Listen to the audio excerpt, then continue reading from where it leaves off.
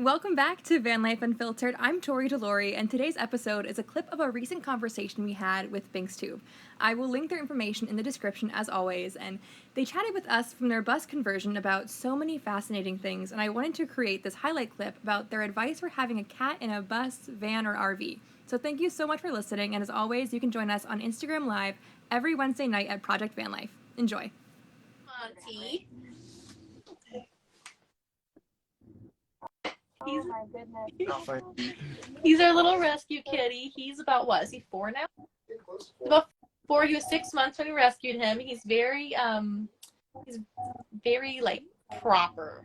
He loves wearing sweaters.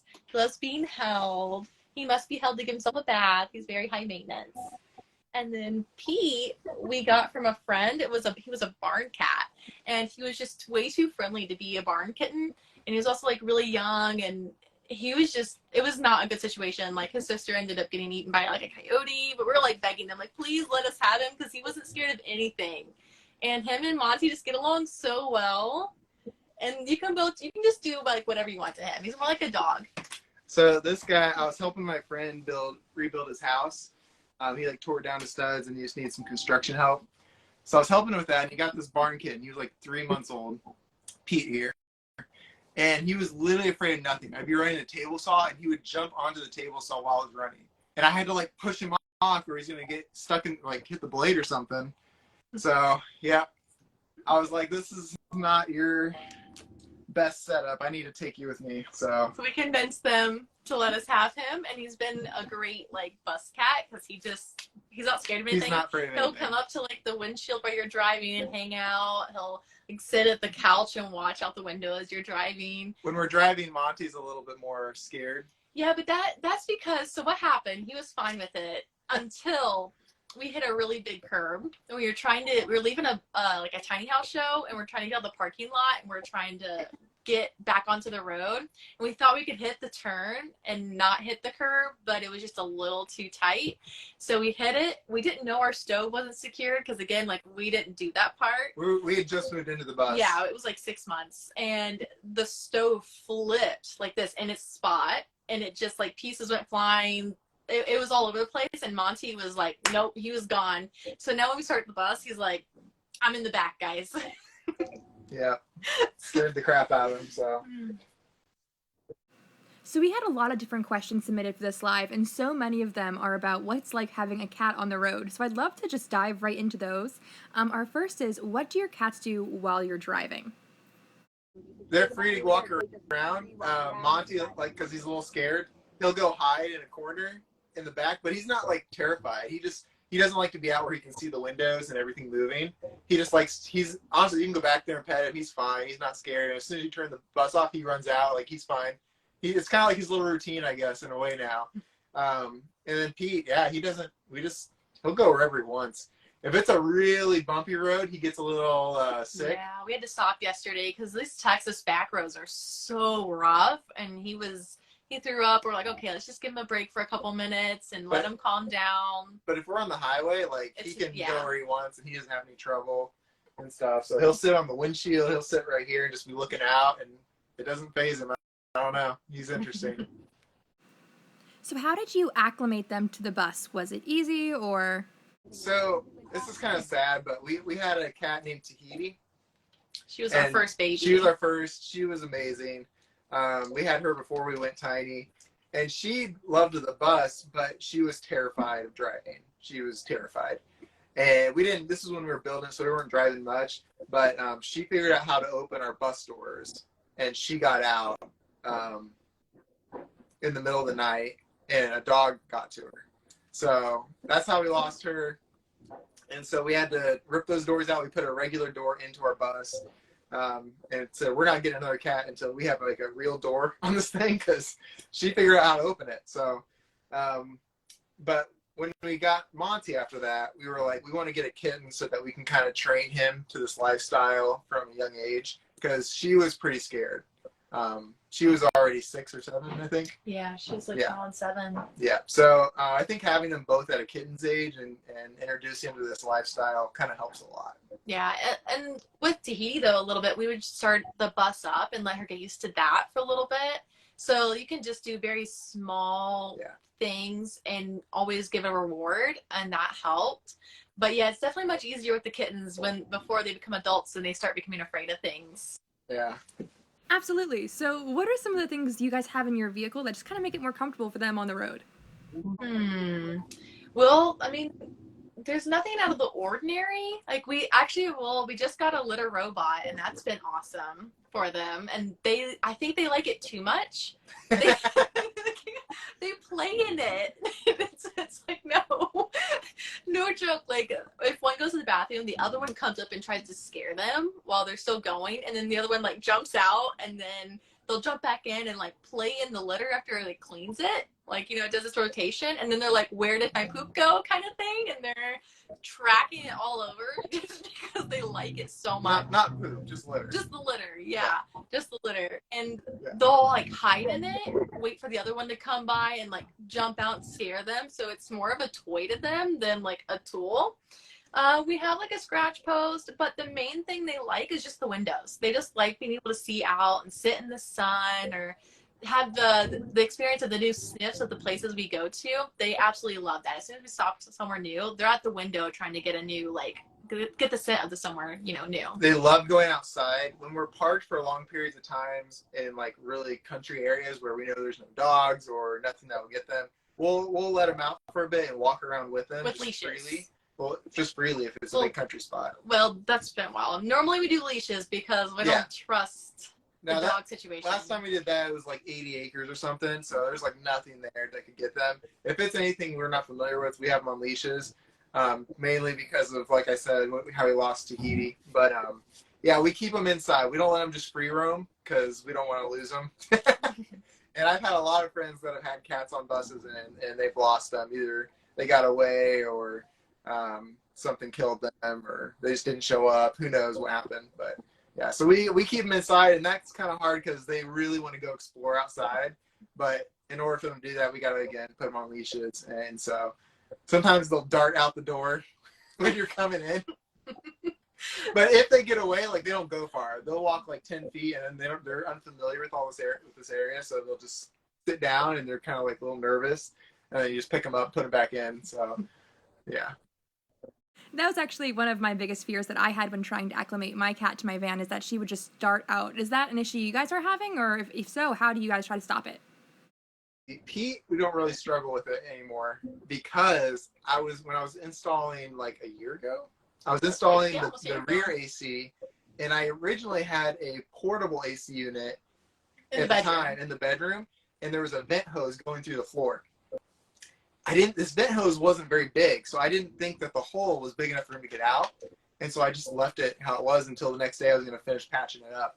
And in the middle of the night, Pete like squeezed through that hole and got outside. And I don't know what happened in the middle of the night, but we woke up hearing him outside meowing, and he was terrified. So honestly, it kind of gave him a little bit of a scare, and he's not very quick to jump outside anymore. He likes being inside. Monty loves exploring outside. He always wants to go out. One of our solutions is we have these little beeper collars. So we have these little pucks, and we put one at the door. And if they get too close to the door, their collar will start beeping. And if they still keep going towards the puck, it'll give them a little zap. Nothing harsh. And then that way, when they hear the beep, they kind of back off because they know what's coming. So that keeps them from really just going for it unless they think they have a really good shot at getting out. Which Monty has learned. If he's fast enough, he doesn't get the beep. So he'll just do a run and he's out. But that does help keep them, not so quick to go for it. We hated to have to do that, but between them, like, jumping over our heads or, like, running out the door and there being dogs around, because, we go to events here and there, and not everybody keeps their dogs on leashes, and not everybody's dog is friendly to cats. There was, like, we had to do that for their safety. And also, Monty used to be really good. He ruined very many meals that we had prepared. We were about to eat, and he's just so quick. He would just jump onto the counter and smack the food right off, and it was just done. Like, he did that several times. This is when he was in his kitten phase, but we would literally have one person cooking dinner, and the other one would be like on on guard, like guarding Literally. the counter, and you would still like it was a game to him. Actually, no, that was only like 9 months ago. Our friend was like, he came over and he saw us how we were making dinner, and I'm like blocking the cats, and they're trying to jump over me, run around me, and I'm like trying to stop them. I felt like I was like on a football team, just like guarding our food. And he was like, "You guys live like this every day?" And we're like, "Yeah." And he's like, "No, we're buying something. You cannot live like this." That's what we were doing to keep our food safe and also to keep them from running out. And so we got a couple pups on the couple, counter. life changing. Our food doesn't go bad anymore. Like they don't get it swatted off the counter. Yeah. We weren't used to that. Our old cat Tahiti, you just like say no and she would listen. But these boys are a little less quick to listen to you. So do you take them on hikes or trips with you? And if not, what do you do if you have to leave them in the vehicle? We haven't taken them on a ton of like hikes. We have taken them like where we stay. There'll be like maybe a little trail here or there, or maybe just around the property. Monty's our best leash walker. He now will like walk with you. It's just really slow because he's got to stop every 5 feet to smell the grass. Pete doesn't understand that quite yet. He tries to like take off still, and then he just gets stopped. He's getting better, but it's a process. He hasn't had as much leash training as Monty has. But yeah, we don't really go on hikes yet. Maybe once Pete gets a little bit better with the leash, we will. So then they'll stay in the bus. We'll put them in we have our e-bikes, and then they have like the cat carriers, and we'll do that. Monty absolutely loves it. Pete's a little like unsure still, but Monty loves it. He'll just go wherever you go. Also, Monty will go like in the car with us when we go to the grocery shop, and I'll stay in the car with him, and Joel will go get the groceries. But yeah, so it's mainly just kind of been wherever we're at, we just kind of go for a little walk around that property, not so much hikes. But yeah. So do you ever have to leave them in the vehicle by themselves, or? If we have to leave them in the bus, we'll try to make sure if it's going to be hot, then we'll leave the AC on, or if it's cold, we'll like leave the heat running. But besides that, we don't normally leave them like the car or anything. And I thought it would be cool to get some kind of like pet security system, but we haven't yet. But I thought it might be neat to be able to like look in and see how they're doing. But yeah, so far if we go, it's just not for very long, and so they're not really alone. I mean, we work from home, so they're not really alone that much. So someone actually just asked, what is your litter box setup like? Okay. So this is temporary. Let me just get this off the stand real quick. Right now, since we're doing some renovations, it is in the living room, but that's about to go back underneath the bed. It will fit underneath the bed, but it's just because we have some renovations happening right now. Yeah. And that's why we got it self-cleaning, because we knew for a good period of time it would have to be out here in the living room. And we didn't want it to smell, so that's why we got the self-cleaning, so once they go, it'll just clean up. And honestly, we don't smell it at all. So before you had that self-cleaning litter box, did you have any problems with like the smell or anything like that? Yeah, we did like the litter from Publix. Publix is probably one of our favorite grocery stores. They had this crystal litter, kind of like Pretty Litter. We actually liked it better than Pretty Litter. And we would use that, and then every like week or less, we would just dump the whole thing and then add a new one in. And that worked okay. But then once we left and there wasn't Publix, we tried a bunch of other brands. I didn't like them as much. They just kind of like filled up quickly, or they did not last as long with having 2 cats as like they said they would. And so we're just like, okay, so we're gonna try something else, like go back to the clumping litter, and then we're like, all right, let's try a litter robot. We're like, okay, like that's been pretty good. Like we tried the pine pellets. We did try pine pellets. With one cat, it was fine and it worked. And I don't know what happened when we added Pete, but we were just going through it so fast, and I don't have time to clean the litter box every day. And it was just a lot. It was just becoming he would overflow it. Like, it was a lot of work. It. And I feel like it still smelled pretty bad. Yeah. So far, I think maybe the litter robot or the Publix crystal litter has been the best. Yeah. With the smell situation. Yeah. So what would be your advice to someone who's looking to bring their cat into their vehicle, acclimation-wise, how to start, just any kind of advice you would have for them? I just go really slow. Let them get used to the van or the bus without it moving for a couple weeks. and then like turn it on for just a little bit and give them treats and like get them associated that it's a good thing. And then like maybe move like down the driveway and back and then get a treat and do that for like 5 or 6 times until they seem like they're okay. And then, you know, cats, you gotta be really slow, especially if they're older. The younger ones, you can kind of know your cat's personality. If they are the more adventurous and nothing bothers them, then you could possibly just go. But I feel like it's better to take it slow than to overwhelm them and then have to start at ground zero. But that would be my advice. Yeah, so another question that someone just asked was about temperature. How do you regulate colds while in your vehicle? I know that you guys are in Florida right now, but, you know, a big difference between being in a vehicle by yourself versus with a pet is I can deal if it's just too hot or too cold, but with a pet, it becomes much more of a safety issue, and it's just so much more important. So I'd love to know how you guys regulate the cold temperature. So we did take a trip up to my family, which is in Indiana, and it was cold up there. We wanted to test out and see, because we'd only been in Florida at the time. We wanted to see how cold it could handle. And we have a diesel heater, 8 kilowatt diesel heater installed, and it does pretty good. It keeps it pretty toasty. But once you hit the single digits, it couldn't keep up. So we've realized that we're pretty good until single digits. The mini splits do have heat, but that does pull a lot of power. And in the winter, you have less sun, so it doesn't really work very well. And sometimes they have to defrost when it's really cold. And so they're not the best source of heat. So we just kind of try to stay out of the single digits. And as long as we stay out of the single digits, we're good, pretty much, with our diesel heater. The diesel heater is a pretty good option. I think if we knew we were going to be in the cold more, we'd probably get 2 or like up the kilowatts. Yeah, so that makes a lot of sense. So someone actually just asked, how do you know if the cats like traveling in the bus? I would say, I mean, you have those cats like hide under the bed. If anybody comes over, maybe they're not the best one to take traveling. Ones that have high anxiety. Yeah, the ones that have high anxiety. But if you have a cat that's pretty friendly, if anything new happens in their environment, they want to check it out, and they're not skittish. I mean, obviously cats are more skittish, but they're also really curious just in nature. So if you have a cat like that, like they're going to come out and greet the people, even if it takes them a few minutes, but they're going to come out and greet the new people that they have not seen before. They'll probably do great with traveling if you just take it really slow and get them used to it and incentivize them with treats. But if they're the ones that hide under the bed, if anything happens, they're probably not ever going to get used to traveling. Yeah, like this guy right here, when he was jumping on the table saw, I was like, okay, he's not going to be afraid of a bus.